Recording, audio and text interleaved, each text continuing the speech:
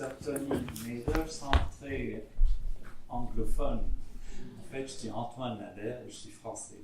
Bonjour, messieurs, mesdames. Je suis ravi d'être avec vous. J'ai toujours parlé dans mes séminaires donc en anglais. C'est pour ça que vous allez trouver mon français dans les termes techniques peut-être un peu rouillé. Mais je vous en demande pardon dès le départ. Je voudrais féliciter les organisateurs de ce symposium et exprimer ma joie d'être avec vous. Il y aura plein de détails qui vont être discutés au niveau spécifique et technique de ce que c'est l'Ayurveda, des recherches qui ont été conduites, performées sur ce thème et dans différents domaines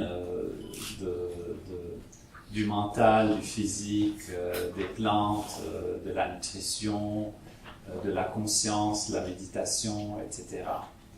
Donc je ne vais pas me plonger dans les détails, mais je veux exprimer quelques principes de base pour introduire ce symposium et déjà démarrer par c'est quoi l'Ayurveda, quelle est son origine. Le terme Ayurveda est fait de deux mots en fait. Ayu, c'est la vie en sanskrit, qui est une langue très ancienne, la mère des langues même latines et d'autres langues aussi. Et ça veut dire la vie, ça veut dire l'espace de la vie, le comportement dans la vie, ça a une définition assez large. Et Veda, ça veut dire connaissance, traduit du sanskrit. Donc l'Ayurveda, c'est la connaissance de la vie. Et donc c'est un peu différent de ce qu'on pourrait appeler médecine ou médecine moderne, comme mon collègue l'a déjà présenté. Ce n'est pas une science des maladies, quoique le traitement des maladies est important et fait partie de l'Ayurveda, mais c'est une science de la santé, c'est une science du bien-être, c'est une science de la vie.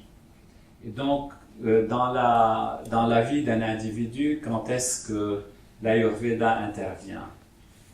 On peut dire qu'elle intervient à partir de la naissance, mais ce n'est pas totalement vrai parce qu'elle intervient même bien avant la naissance, bien avant la conception. Donc, une science de la vie inclut la connaissance de comment un couple se connaît, comment ils s'alignent ensemble et comment ils s'envisagent une vie ensemble, comment ils conçoivent un individu pour le futur, une nouvelle création. Et donc, durant les parties de la grossesse et durant les moments de l'évolution d'une idée vers un être humain, et puis la naissance de l'être humain, et puis le suivi de cette personne toute sa vie. Donc, on n'est pas en train d'attendre qu'une personne tombe malade ou qu'elle ait des problèmes pour s'adresser à elle. On démarre déjà, dès le départ, et cela veut dire qu'est-ce qui est important, quels sont les domaines qui sont intéressés dans l'Ayurveda. Et comme c'est un domaine de la vie, c'est tous les aspects de la vie.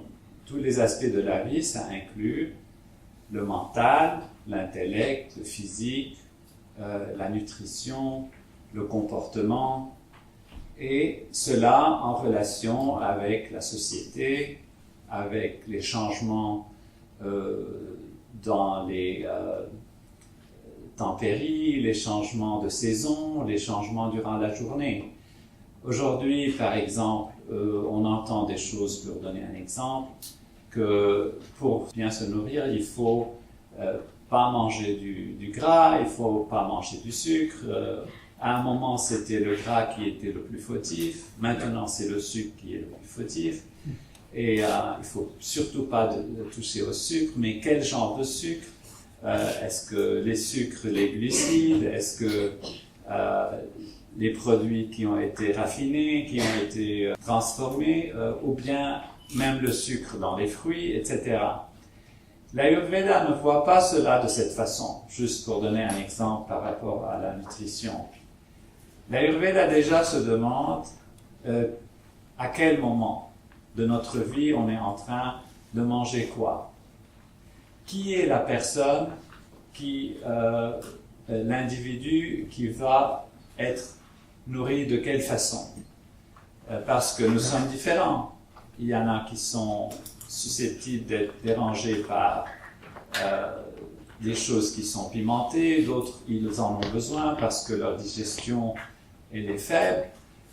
Il y en a qui ont besoin de sucre, d'autres qui ont besoin de gras. Et peut-être la même personne aurait besoin de sucre ou de gras peut-être en été, mais pas en hiver, parce que les saisons changent, le métabolisme se transforme.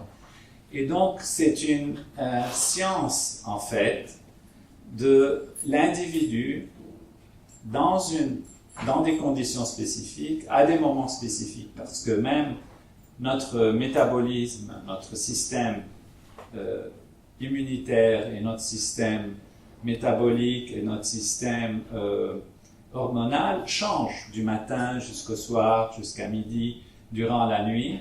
Et donc, quand le corps fait face à certains aliments, à certains temps, certains moments dans la journée, aussi basés sur notre type physiologique, il va pouvoir réagir, il va pouvoir digérer, métaboliser ces aspects d'une façon différente. Donc, déjà, l'Ayurveda est une science très individualiste, individuelle si vous voulez, et est dirigée vers la personne, vers l'individu, et donc elle prend en considération tous les aspects de la vie d'une personne. En particulier, le mental. Le mental, donc, plus que juste la pensée, la psychologie, la compréhension au niveau de l'intellect, c'est même l'aspect du mental qui est le plus profond, qu'on appelle la conscience. Maintenant, en français, il s'avère que le terme conscience a deux connotations. Une connotation qui va dans le sens de l'éveil, on est conscient. Il y a la connotation morale, la conscience morale. Donc, on parle ici surtout de la conscience d'éveil, l'éveil. Et cet aspect de notre être qui a encore n'est pas encore bien compris dans la science moderne est un aspect très très important. Parce que sans la conscience, on ne peut ni aimer, ni rêver, ni désirer, ni penser, ni réagir. Si on n'a pas la conscience, on n'est pas capable de vivre, en fait, une vie d'être humain. Et c'est quoi donc la conscience? Bien sûr, d'après les recherches scientifiques modernes et la vision moderne qui est matérialiste, c'est la matière donc, qui se regroupe d'une certaine façon, qui crée un cerveau, un système nerveux, et c'est ce système nerveux qui est capable donc d'avoir une conscience. Alors que dans le système védique, donc, qui est l'origine de l'Ayurveda, la conscience est primordiale. C'est en fait la conscience qui devient la matière. La conscience, donc, c'est une réalité primordiale de l'existence, et c'est cette conscience qui se transforme en matière. Et l'être humain est un agglomérat, si vous voulez, très complexe et très bien organisé de la conscience elle-même, et il est capable de refléter la conscience primordiale. C'est un sujet qui personnellement m'intéresse beaucoup, et je travaille dessus et j'essaie de même quantifier la conscience et de démontrer comment cela peut être. C'est pas dans le contexte de ce symposium d'en parler en détail au niveau théorique, mais il y aura des présentations qui vont montrer que le développement de la conscience, puisque la conscience peut se développer, amène des bienfaits très très profonds pour l'individu et pour la société. Et il y a des technologies donc qui viennent des Védas qui permettent de transformer ou bien d'améliorer la conscience. Déjà, on est conscient que le jour où on est bien éveillé, qu'on a même bien dormi, on est reposé, c'est une matinée, une journée qui se passe mieux qu'une journée où on est fatigué, stressé. Et donc, au niveau mental, il y a des difficultés quand on est fatigué et stressé. Et on n'arrive pas à prendre des décisions qui sont pour le mieux.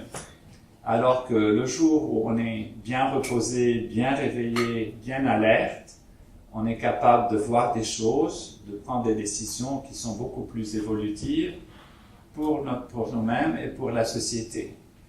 Il y a des moments où on est léthargique, on n'est pas... si on prend certains produits, la conscience est un peu colorée, elle n'est pas bien éveillée, et là aussi on peut faire des erreurs.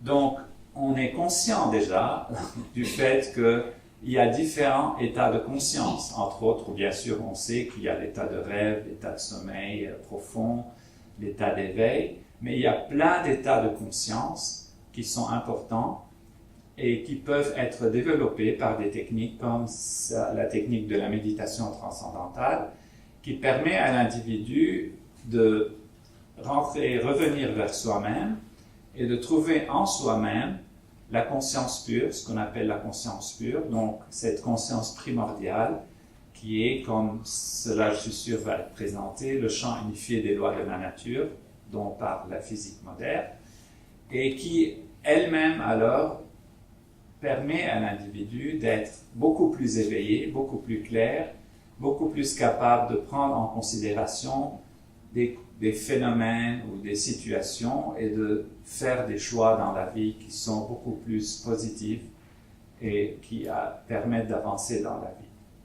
Dans l'Ayurveda, il y a aussi une science des sons, et comme la musique par exemple, vous allez dans un concert et vous réjouissez, ça donne du calme, ça donne du plaisir, mais cette science du son, des sons, l'utilisation des sons d'une certaine façon, en fait, est aussi très profonde et elle aide à équilibrer certains aspects même de la physiologie. Il y a des recherches qui ont été faites sur cela, et c'est pour ça qu'il y a des chants védiques qu'on n'utilise pas comme des prières ou comme des façons de s'adresser à quelqu'un, mais juste au niveau des vibrations du son. C'est des sons qui sont très profonds et qui ont été montrés, même par des recherches dont je fais partie, de guérir certaines maladies et certains dérangements et déséquilibres dans le corps. Donc, il y a le niveau le plus abstrait de la conscience, il y a des niveaux de plus en plus concrets, donc que ce soit au niveau mental, psychologique, et puis même au niveau du son, des vibrations du son. Et puis voilà, on va vers la nutrition, et puis l'utilisation des plantes, et l'utilisation des produits dérivés qui permettent de guérir certaines maladies. Et il y a la relation entre tout ça et l'environnement, et même sur le plan global, la santé de la société, donc les crimes sociaux, les problèmes sociaux, les accidents sociaux font aussi partie de l'Ayurveda, et il y a des technologies et des techniques pour améliorer ce qu'on appelle la conscience collective et donc créer une société beaucoup plus cohérente. Et il y a de grands chercheurs avec nous qui ont passé en fait leur vie à étudier ce phénomène. Entre autres, Dr. Orm Johnson, que je vois ici, ça fait longtemps que je ne l'ai pas vu, c'est un plaisir de vous revoir. I think it's a pleasure to see you again. Et donc ça, c'est au niveau de la santé collective, de la santé dans la société. Donc nous avons une science, c'est pas une croyance, qui est plusieurs fois millénaire, et je vous souhaite un symposium plein de nouveautés, de connaissances, et qu'après ce symposium, il y aura même des décisions pour utiliser toutes ces technologies pour le bien-être de la société française et à travers la France pour le monde entier.